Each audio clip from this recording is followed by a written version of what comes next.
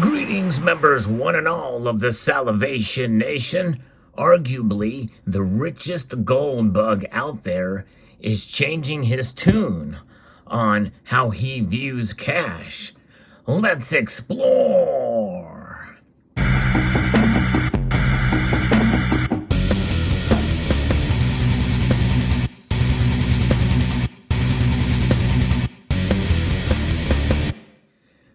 There's not a lot of people, in fact, definitely under a handful of those who make a lot of money who believe that gold is the ultimate form of wealth and believe that it is something that will protect us against economic instability. And this person has recently changed his views on cash. That's right, this billionaire gold bug has made the news, and especially in the precious metal circles. He's been interviewed multiple times by many in the precious metal space, especially with regards to gold, for quite some time. Well, there's some breaking news that has come across the wire in the last day or two, and that is what Ray Dalio has said with regards to cash. Now, for those of you who are familiar with my channel, you know that I have a pretty strong viewpoint with regards to cash. I do not believe it's trash. I believe there's something to be said for fiat, especially fiat under this government, the United States government. And I'm not talking about necessarily this administration, by the way. I'm just talking about the United States in general. I believe that we have, in a sense, the luxury of being able to make wrong-headed decisions for quite a stellar amount of time, and the dollar still maintains its strength. In fact, it's getting stronger. It's well above 110 as I record this video. In fact, I haven't checked it lately, but it is up there. We have started to see gold and silver break out for a brief period of time. And in one of the few instances where I was right, we saw a pretty big pullback as well. In fact, it's right now as I record this video, it is back near where it was before these big increases. In fact, we know that precious metal analysts, they've been warning investors for a few weeks about how a sharp downtrend through the summer pushed gold and silvers into oversold territory, and this bearish sentiment in the marketplace is at its highest level in years. And both precious metals were ripe, essentially, for this short squeeze. And those forecasts proved to be correct, with silver seeing at its peak about a 12% gain over the past week as prices pushed above $21 an ounce, and the gold market saw a 4% rally as prices drove above $1,730 an ounce, according to Kitco. However, heading into the weekend, momentum we saw start to wane as gold ends the week, testing support of about $1,700. It is now below that as I record this video. And silver tries to hold on to 20. It is now below that. Again, it's broken through. While the past week's rally has been a welcome move for some, analysts note that the market still lacks a critical ingredient, and that is bullish investors. Ultimately, the gold and silver market lacks solid bullish conviction to see a sustained rally, at least for the time being. Many investors continue to sit on the sidelines as the Federal Reserve and the U.S. dollar dominate financial markets, and part of that includes the bond yields. Despite the growing threat of a severe global recession, the Federal Reserve continues to aggressively raise interest rates, which is supporting the U.S. dollar at its highest level in 20 years. At the same time, bond yields are near 12-year highs, and that is going to be pushing down gold and silver. And the dollar strength is something, too, that a lot of people are certainly frustrated by and perplexed by as well. But the dollar, the Federal Reserve note here, is something that is kind of has a sort of a diametrically opposed yin and yang type of sort of scenario. And that is that we know that inflation is high, over 8%, at least right now as I record this video, over 8% a year over year. It's losing value. In fact, a dollar now is basically worth 88 cents compared to what it was at the beginning of 2021. And so that's just a recent example of the decline of the dollar that we've seen over the past about 2 years now. So that is where that is. It's losing value. However, its strength remains high. Its strength is measured by the International Monetary Fund compared to other reserve currencies that are out there. It is the top dog. Why is that? Well, because it is utilized as a reserve currency, and many items are globally are tracked in dollars. By the way, that includes gold and silver too. But silver, to some extent, really cannot be tied in to some extent with gold because it's seen as an industrial metal as well as a precious metal. But the silver indeed is a metal that has suffered greatly because of supply chain issues and the like. And we've seen its ratio widen compared to gold because of that industrial aspect of it.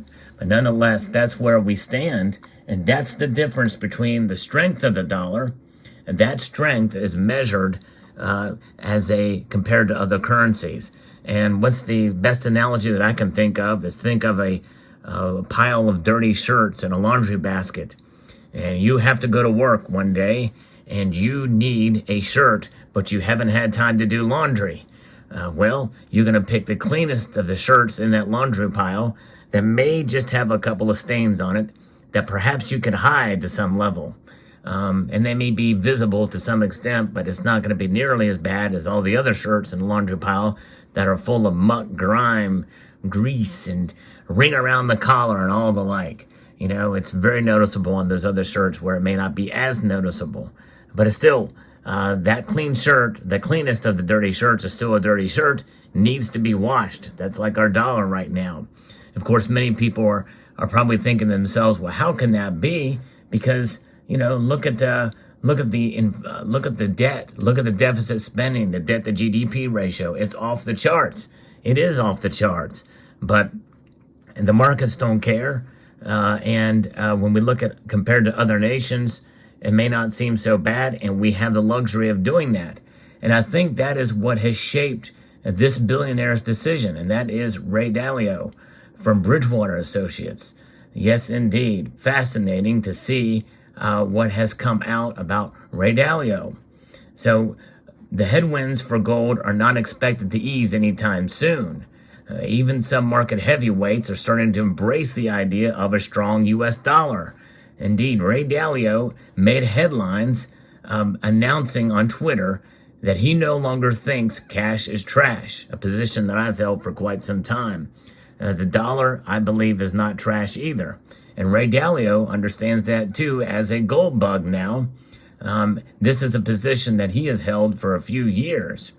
He goes on to say, the facts have changed, and I have changed my mind about cash as an asset. I no longer think cash is trash, wrote Dalio. But here's where I disagree with Dalio on that. The facts really have not changed. Cash has not been trash. In fact, even since 1913, when the Federal Reserve Act was created, cash was not trash. Even when the Bretton Woods Agreement was made in 1944, when the dollar, when it was not a direct correlation with gold, but as a reserve currency, people could exchange gold for cash in U.S. dollars. And then in 1971, in August of that year, we saw Nixon temporarily close the gold window. Now, it was only a temporary measure because we know that it is continuing today. That's a long temporary time frame. But anything the government does via executive order, what have you, will continue in perpetuity unless it's stopped by somebody else. And so therefore, that is kind of where we are at. And there's no reason for the government or for anybody to stop the dollar because its strength is so high compared to the other currencies out there. Why stop? Why stop there? You know, if they have no constraints on what they can do with these dollars, they're going to do it despite it being inflation, an inflated dollar that is essentially a hidden tax on all of us. This is why we stack gold and silver as well.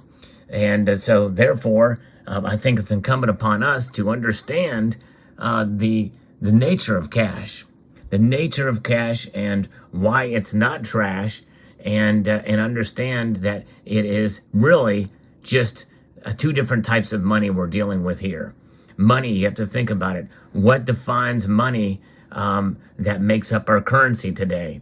It's as a store of value. We know that dollars are divisible. This is a $100 bill that you see behind you here. And then you have, you take 100 of these notes and it makes up one of those. It's divisible.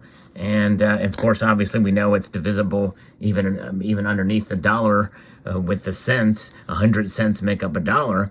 But nonetheless, you've got divisibility. You have a store. You have also a store of value, and that's where people get hung up on, because how can something be a store of value when it's losing value year over year, even by design? That design, by the way, from the Federal Reserve is 2%. They consider that a target. And so, in other words, it's a slow, gradual decline rather than an increased decline like what we have now. But that's still a store of value. You store it understanding you're going to lose 2% each year. And how do we know this? Well, because we all transact in dollars here in the United States, and in your currencies, wherever you may be, whether it be euros, pounds, or dollars, and the other nations around the world, they're losing value as well, too. That is, my friends, unsound money. In other words, it's money, and you utilize it, you transact in it. It's a necessary evil, but you have to use it. You gotta, it's part of what it is. That's money. It's a store of value. It's just a declining store of value. That's unsound money. What is sound money? Boom, gold. That's right. Gold is sound money. And gold's price may fluctuate, yea, though its value maintains a constant. And how can you say that with the price fluctuating greatly between just recently above $2,000 and now under $1,700 per ounce, with an underinflated dollar, by the way, further supposedly decreasing its value? No, I disagree. Its value transcends price. And that is why we hold it for the long term. Sooner or later, you're going to see those things come into alignment. When that will happen, I don't know. And but that's why we hold it. We hold it because we have faith in it as a store of value over the long course of time, as opposed to a decreasing store of value over a shorter period of time. That is cash. And that's why I believe in having some cash on hand to insure yourself against having to use the ultimate insurance, and that is gold and silver as well. But nonetheless, this is interesting to see here that what Ray Dalio has now come to the conclusion here. And then the following day, after he made this tweet, he announced that he would step down as Bridgewater Company's CIO, Chief Information Officer. He was the founder of Bridgewater Associates. He's retiring. Last month, Dalio said that he expects the Federal Reserve to push interest rates to 4.5%, which will cause the S&P 500 to fall another 20%. In the current environment, the U.S. dollar is seen as the safest asset right now. The reality is that gold continues to face a difficult environment, and the volatility we have seen can frustrate many investors. However, one reoccurring message we keep hearing from market analysts is that investors need to look past this volatility and keep their eye on the bigger picture. That's the long term, folks. Keep your eye on the long term. The Federal Reserve is maintaining its aggressive monetary policy action in a vacuum. They are focusing on the domestic labor market and ignoring the impact that the U.S. dollar is having on the global economy. While the U.S. economy has remained relatively resilient, the global marketplace is at a breaking point. And we saw recently the United Nations even stepped into the debate and warned that central bank rate hikes will push the global economy, particularly emerging nations, into a recession. In its latest economic projections, the United Nations Conference on Trade and Development lowered its economic growth forecast, seeing global GDP expanding 2.5% this year, down from the previous estimate of 2.6%. They want price controls. The UN wants price controls, which would be disastrous for emerging economies as well as developed economies, or really third world nations compared to first world nations. And that's what they want. They don't care because most of the people of the UN, obviously globalists, They are more interested in this modern monetary theory.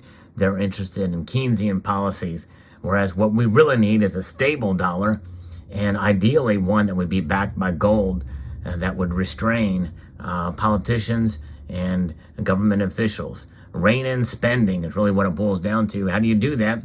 By when you have dollars that mean something, that are worth more than the ever declining value per year by design.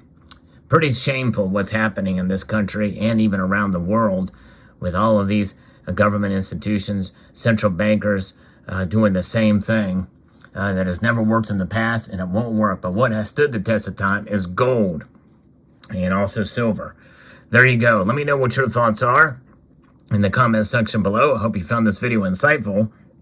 I'd like to extend a multitude of gratitude to you all for taking the time to watch, and encourage you to please rate, share, comment, and subscribe.